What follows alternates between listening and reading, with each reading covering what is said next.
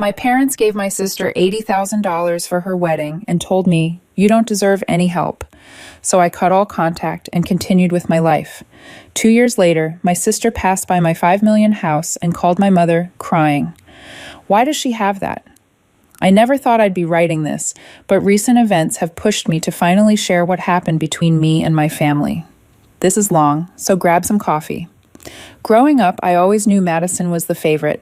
She was 3 years older, blonde, bubbly, and everything my parents wanted in a daughter. I was the quiet one, the bookworm with frizzy brown hair who preferred coding tutorials to cheerleading practice. My father, Robert, owned a moderately successful car dealership, and my mother, Patricia, had never worked a day in her life. They weren't wealthy, but comfortable enough to spoil one child completely while treating the other like an afterthought. Madison got a brand new Honda Civic for her 16th birthday. I got a bus pass and a lecture about responsibility when I turned 16. She went to state college and lived in a sorority house fully funded by our parents. I worked 3 jobs to put myself through community college before transferring to a university 2 hours away. The pattern was clear, but I told myself it would change someday. Maybe when I proved myself, they'd see my worth.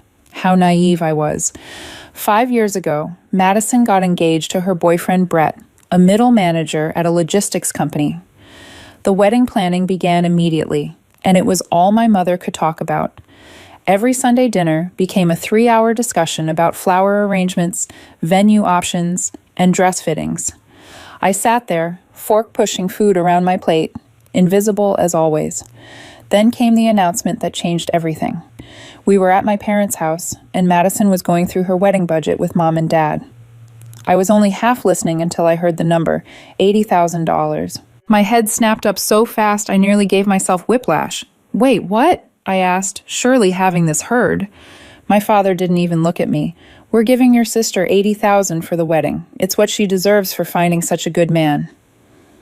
I felt like the room had tilted sideways. $80,000. I'd scraped by on ramen noodles and worked overnight shifts at a grocery store to afford textbooks. I graduated with $43,000 in student loans that I was still paying off, and they were just handing Madison enough money to buy a house. That's a lot of money, I managed to say, my voice barely above a whisper. Madison beamed. "I know, right? We're thinking of having it at the Riverside Estate. It's going to be absolutely perfect." I turned to my parents, something desperate clawing its way up my throat. "Do you think? I mean, I'm still paying off my student loans, and if there's money available, maybe I could get some help with no." My mother's voice cut through my sentence like a knife. She didn't even let me finish. "You made your choices, Muriel. You chose that expensive university instead of staying local. You chose to study computer science instead of something practical." "Computer science isn't practical?" I asked, bewildered. My father finally looked at me, and the disappointment in his eyes was nothing new, but it still stung. "Your sister is building a life, starting a family. She needs support. You're just thinking about yourself as usual." The air left my lungs. "I'm thinking about myself. I worked 3 jobs while Madison partied through college on your dime."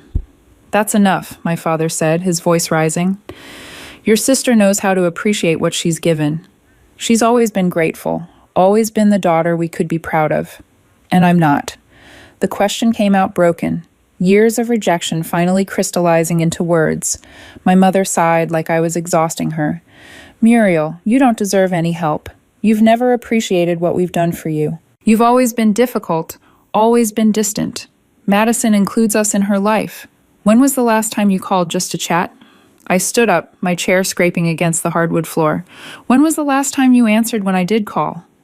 Nobody responded. Madison looked uncomfortable for maybe half a second before returning to her seating chart. I grabbed my purse and walked out. As I reached my car, I heard my mother call out, "You're being dramatic, Muriel. Come back and apologize."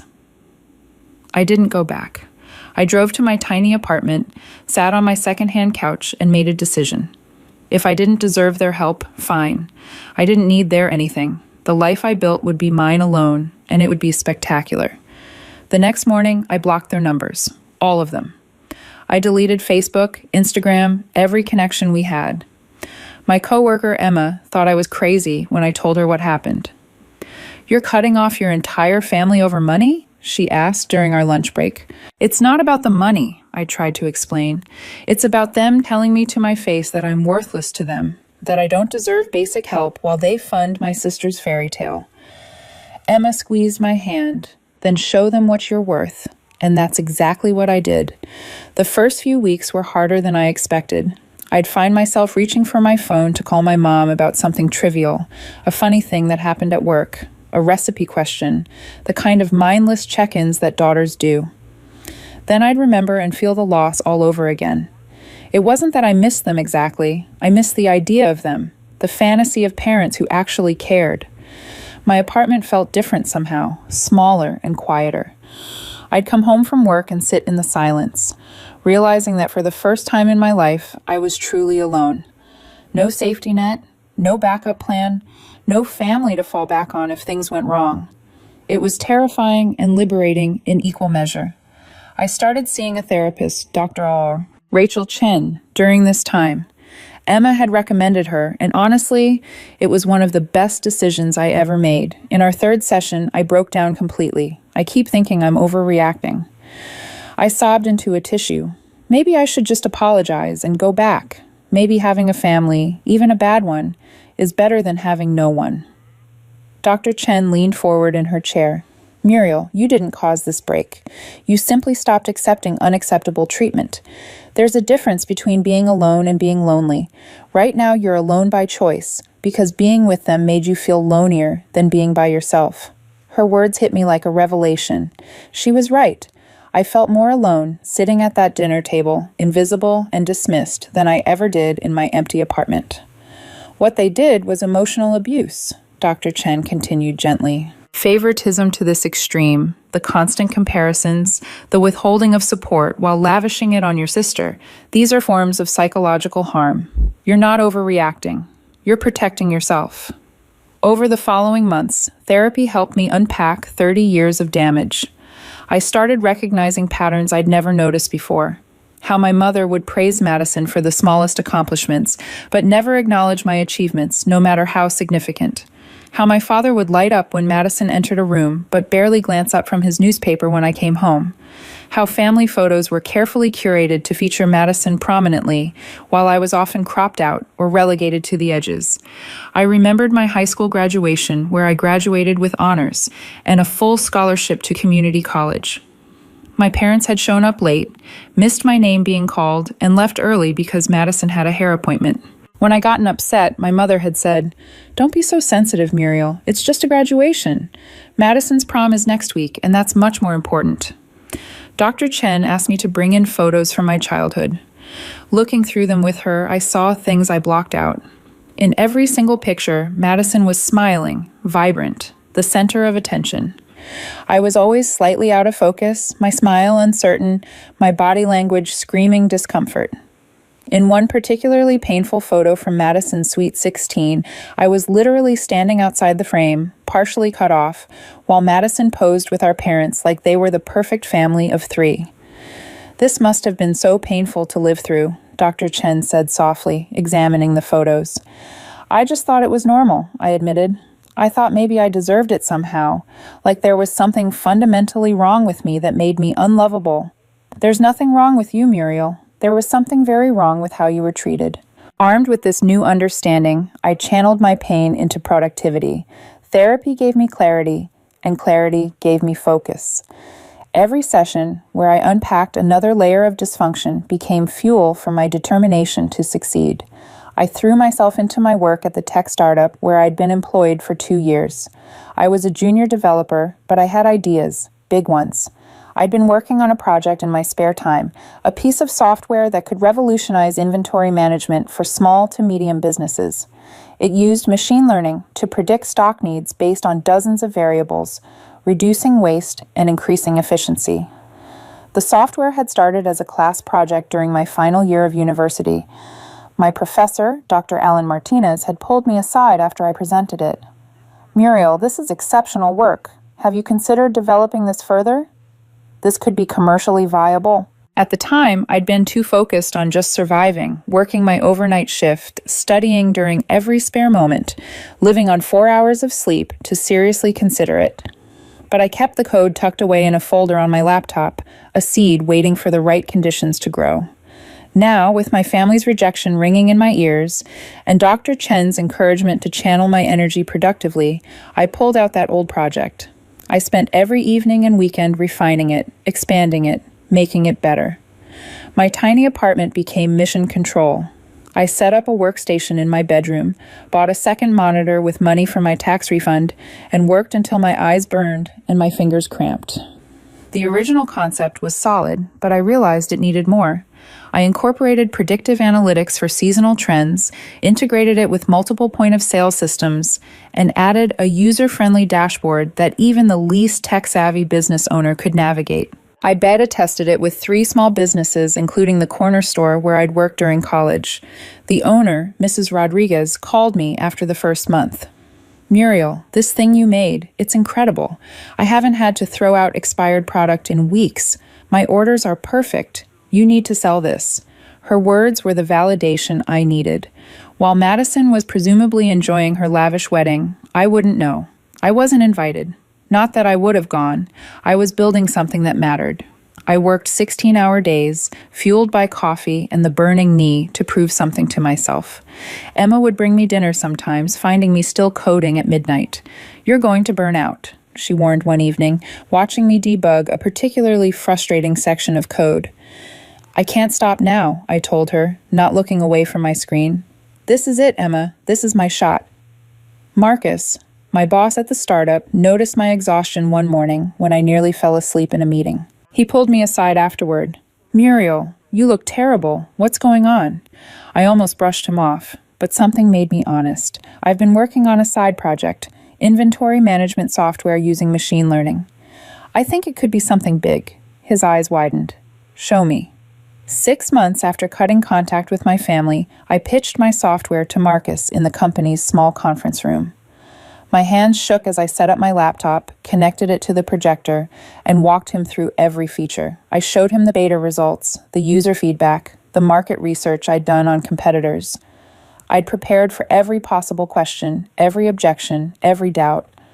Marcus watched in silence, his expression unreadable.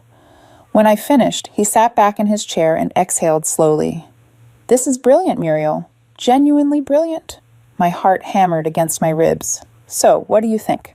"I think," he said, leaning forward with a grin, "that we need to develop this into a full product. And I think you need to be a partner in this company, not just an employee." I couldn't breathe. "What?" "You heard me. This kind of innovation, this kind of initiative, that's partnership material. We'll develop it under the company umbrella and you'll get equity, profit sharing, the works. But Muriel, this stays between us until we're ready to launch. This is going to be our flagship product." I wanted to call someone to share the news, to scream my excitement into the phone. Then I realized there was no one to call. My family was gone, and the friends I'd had growing up had all been Madison's friends first. But Emma was there that evening, and when I told her, she screamed loud enough for both of us. "You did it," she squealed, hugging me so tight I could barely breathe. "You actually did it." Within 3 months, we developed my software into a polished, market-ready product. Marcus brought in developers to help scale it, but I remained the lead architect, the one who understood its bones and blood.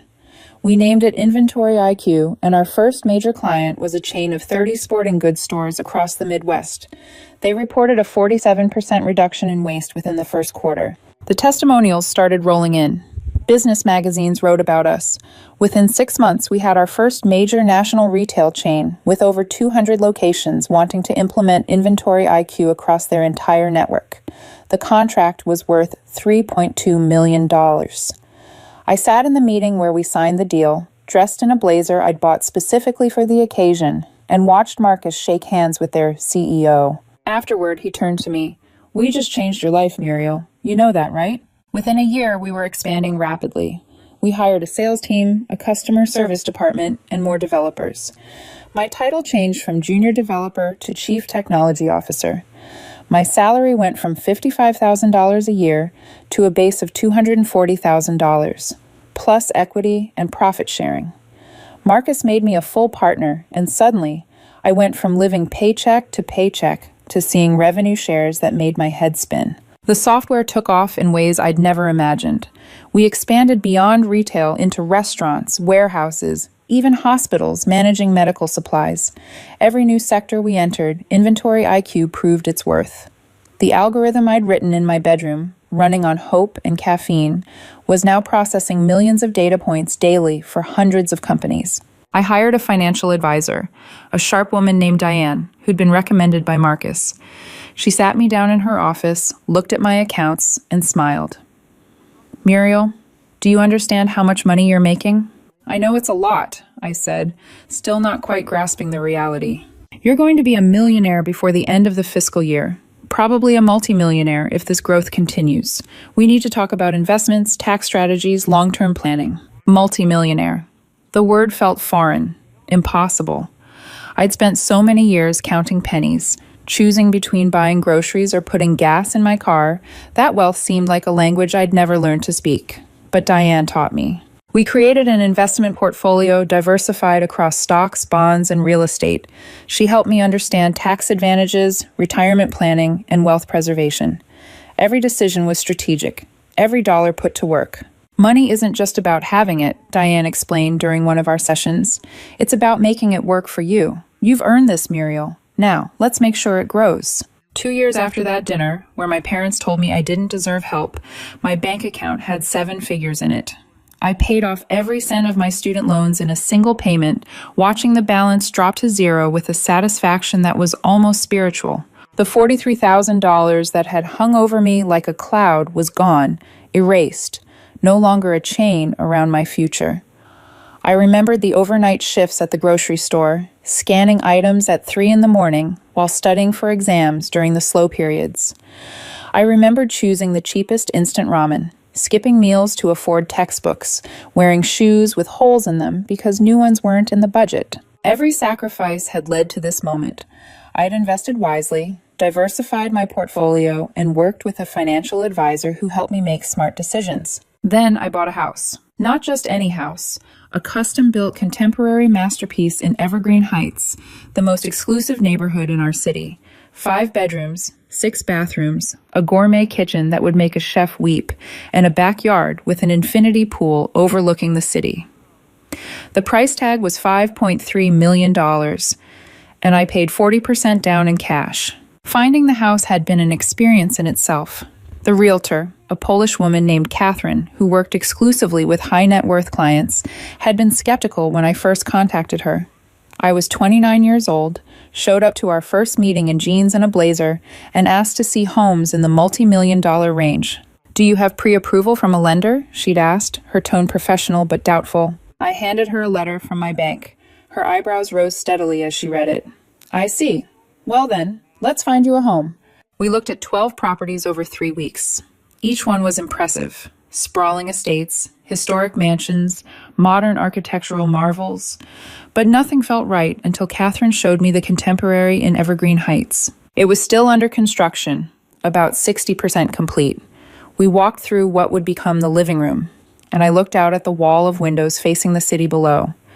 The builder, a renowned architect named Thomas Chen, was on site that day. "This is the crown jewel of the development," he explained, walking us through the skeleton of rooms, floor-to-ceiling windows throughout, smart home integration, geothermal heating and cooling. The infinity pool will seem to pour right into the city skyline.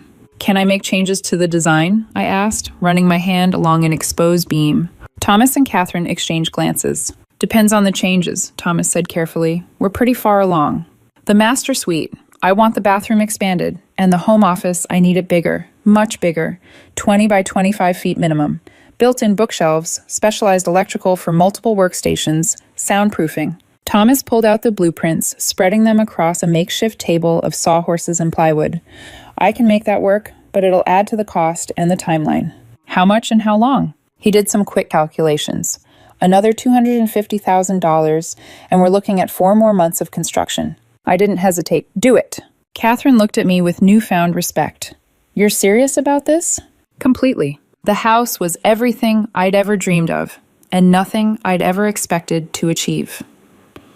Over the following months, as construction continued, I visited the site weekly. I watched my vision take shape. The expanded master bathroom with a soaking tub overlooking the city, the home office that would become my sanctuary, the gourmet kitchen with professional-grade appliances I was slowly learning to use. I chose every finish, every fixture, every paint color. The designer Thomas connected me with, a brilliant woman named Sophia, had impeccable taste but always deferred to my preferences. "This is your home," she'd say whenever I second-guessed a choice. "It should reflect who you are." Who was I? For the first time in my life, I got to decide, without anyone else's input or judgment. I chose deep blues and warm grays, clean lines and natural materials. I selected furniture that was comfortable rather than just impressive, art that spoke to me rather than what was trendy. The day I got the keys, Thomas personally handed them to me in the completed living room. "It's been a pleasure working with you, Muriel. This house, it's something special. Floor-to-ceiling windows, smart home technology throughout, a home office that was bigger than my first apartment." I stood in the empty living room the day I got the keys and cried. Not sad tears, but the kind that come when you realize you've actually made it despite everything. The move-in process was surreal. I hired professional movers who handled everything with a care I'd never experienced. My few belongings from the apartment, my secondhand couch, my garage sale dining table, my clearance rack clothes, looked absurd in the massive space. "We need to get you some furniture," Emma said, standing in the cavernous living room. So we did. I hired Sophia to help me furnish the place, and for the first time in my life, I didn't look at price tags. That leather sectional I'd always wanted? Ordered. The dining table that could seat 12? Perfect. A bed that cost more than my first car? Why not? But even as I filled the house, I was careful. Dr. Chen's words echoed in my mind during a session after I'd moved in. Wealth can heal some wounds, but it can also create new ones if you're not careful. Don't let success define you the way your family's rejection once did. I made sure to stay grounded. I still drove my reliable but modest Honda Accord, though I did trade it in for a new one. I still shopped at normal grocery stores, still met Emma for our weekly lunch dates at casual restaurants. The house was a symbol of my success, but it wasn't my identity. Ryan and I met 2 months after I moved in, at a tech conference in Seattle. I'd been asked to speak on a panel about innovation and inventory management, something that still felt surreal. After my presentation, he approached me at the networking reception. "That was impressive," he said, offering his hand. "Ryan Cooper. I'm a software engineer at Dataflow Systems. Muriel Harris, and thank you." He was tall, had kind eyes, and when he smiled, it reached those eyes in a way that felt genuine. We talked for an hour, our conversation flowing from work to books to the terrible coffee being served at the conference. "Can I take you to dinner?" he asked as the reception wound down. "Somewhere with better coffee." I hesitated. Dating had never been easy for me. The few relationships I'd had in college were brief, hampered by my work schedule and emotional unavailability. Opening up to someone meant risking rejection, and I'd had enough of that to last a lifetime. But something about Ryan felt safe. "Sure, I'd like that." Dinner turned into a late-night walk through Seattle. We talked about everything. Our childhoods, our dreams, our failures. When I mentioned being estranged from my family, he didn't pry, just nodded with understanding. "My parents divorced when I was young," he shared. "My dad wasn't great about staying in touch after. I get it, the complicated family thing." By the end of the conference, we'd spent every free moment together. Long distance was hard. He was based in Portland, but we made it work. Video calls, weekend visits, constant texts. He was supportive of my work, interested in my ideas, and never once made me feel like I was too much or not enough. 6 months into dating, I invited him to see the house. I'd been nervous about it, worried it might seem like I was showing off, or that the wealth gap between us might create issues. I picked him up from the airport, and we drove toward Evergreen Heights. "So where exactly do you live?" he asked, watching the neighborhoods get progressively nicer. "You'll see," I said, pulling up to the gate. When the gate opened and we drove up to the house, his jaw dropped. "Muriel, is this yours?" "Yes." He was quiet as we walked through, taking in the soaring ceilings, the view, the clear evidence of success. I held my breath, waiting for judgment, for resentment, for something to go wrong. Instead, he turned to me in the living room and smiled. "This is incredible. You built this life yourself, didn't you?" "Yes." "I'm proud of you," he said simply, and pulled me into a hug. Those 4 words, "I'm proud of you," broke something open in my chest. My parents had never said them, not once in 30 years. But this man I'd known for 6 months said them without hesitation, and I believed him. I didn't tell anyone from my old life. Why would I? They'd made it clear I was on my own. Emma helped me move in along with my boyfriend Ryan, who I'd met at that tech conference 8 months earlier. He was a software engineer at a major company, kind, supportive, and completely uninterested in my family drama. Life was good, better than good.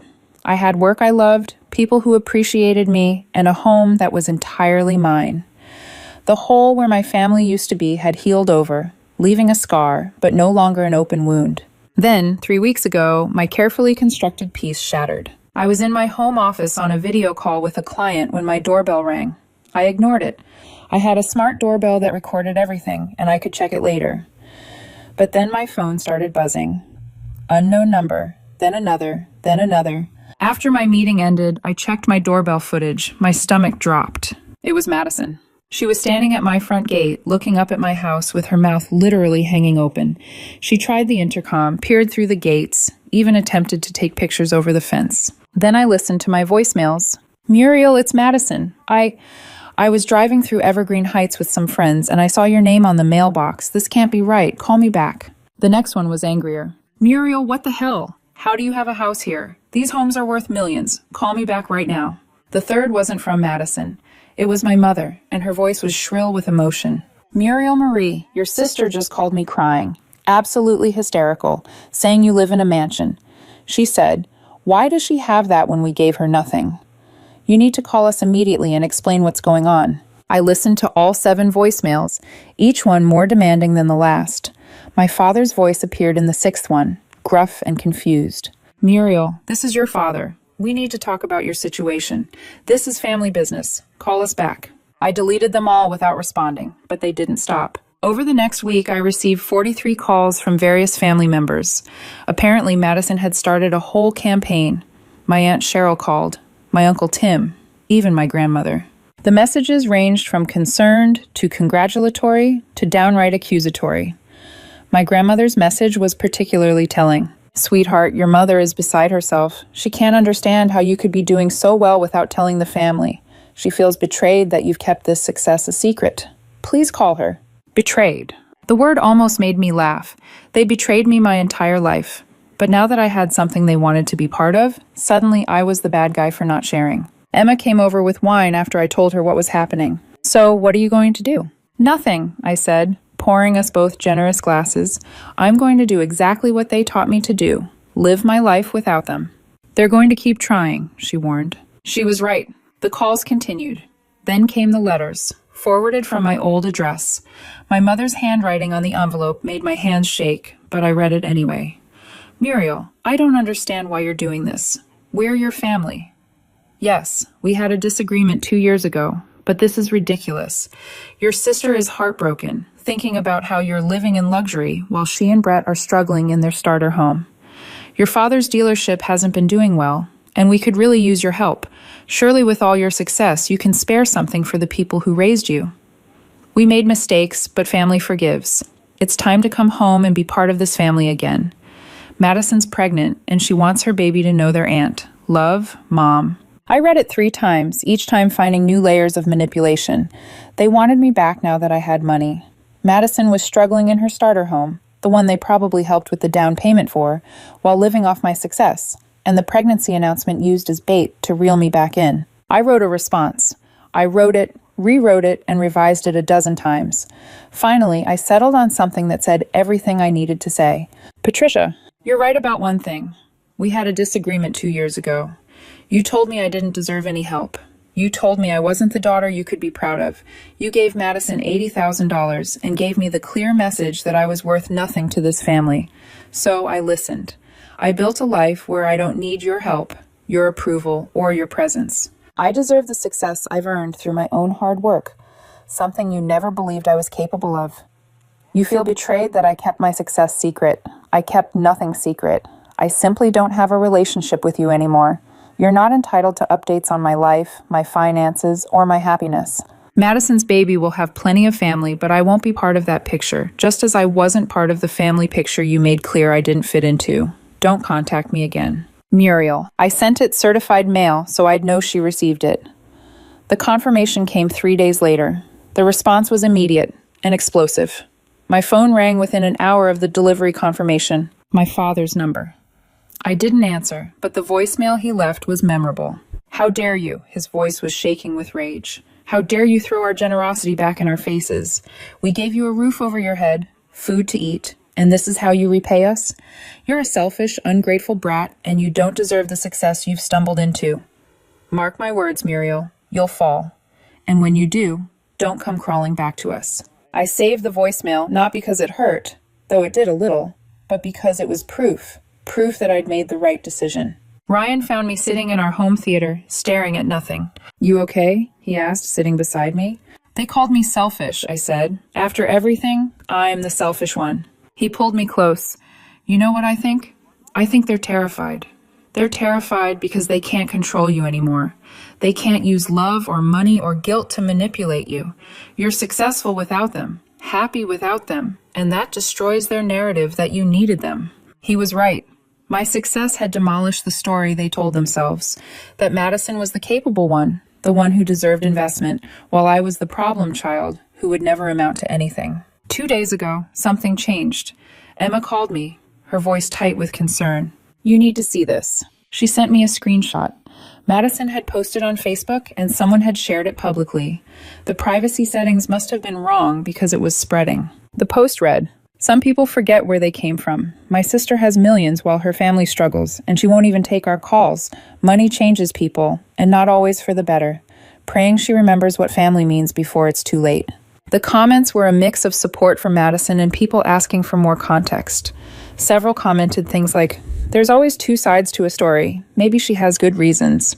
But what got me was my mother's comment. We gave her everything growing up, and this is how she repays us. Some children just don't have gratitude in their hearts. I stared at those words. Everything.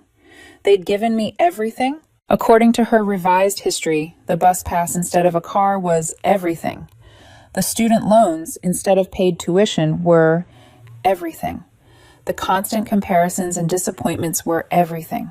I made a decision. I was done being silent about my side of the story. I created a new Facebook account under my full name. I only made one post, and I made it public. I wrote, I've been asked by mutual acquaintances why I don't speak to my family. Here's the truth. 2 years ago, my parents gave my sister $80,000 for her wedding. When I asked if they could help with my student loans I'd accrued because, unlike my sister, I received no financial support for college, I was told, you don't deserve any help. My father said I'd always been the disappointing child. My mother said I'd never appreciated what they'd done for me, so I took their advice. I stopped asking for help. I built a successful career in tech, created software that's now used by hundreds of companies, and yes, I bought a beautiful home with money I earned myself. I didn't keep my success secret out of spite. I simply don't have a relationship with people who made it clear I wasn't worthy of their love or support. Now that I'm successful, they want back in. They feel entitled to my money, my time, and my forgiveness. But here's what I learned. You can't pick and choose when to be family. You don't get to tell someone they're worthless and then demand they share their worth with you. You don't get to skip the investment and claim the returns. To those saying I should forgive because they're family, they had 18 years to treat me like family. They chose not to. I'm simply respecting the boundary they established. I'm successful, happy, and surrounded by people who loved me when I had nothing. That's all that matters. I posted it and closed the laptop. Whatever happened next, at least the truth was out there. Within 6 hours, the post had been shared 2,000 times. By the next morning, it was over 10,000. People were finding Madison's post and commenting on it, asking why she'd left out the part about the $80,000 and the you don't deserve help conversation. My mother tried calling from a number I didn't have blocked. I answered this time. How could you? She hissed before I could even say hello. How could you air our private family business like that? Do you know how humiliated we are? Your father's customers are seeing this. Madison's friends are asking her about it. You made a public post calling me ungrateful, I said calmly. I simply provided context. We never said those things. You're twisting everything. I'm not twisting anything, Patricia. You said exactly what I quoted. You want to know what's really humiliating? Having your parents tell you to your face that you're not worth helping. That's humiliation. She was crying now. We made mistakes, but you're our daughter. Doesn't that mean anything? It used to, I said quietly. It used to mean everything. But you taught me that love in this family was conditional, based on being the right kind of daughter, making the right choices, being someone you could be proud of. I was never going to be that person for you, so I became that person for myself instead. Muriel, please. Goodbye, Patricia. I hung up and blocked the number. Ryan was in the kitchen making dinner when I walked in. He looked at me, reading my expression. How do you feel? I thought about it, really thought about it. Free, I finally said. I feel free. The posts eventually died down. My family stopped trying to contact me, probably too embarrassed after their own behavior became public knowledge. I heard through Emma, who heard through a mutual acquaintance, that my father's dealership was actually doing fine, that his claim about struggling was a lie to manipulate me into helping financially. Madison had her baby 3 months ago.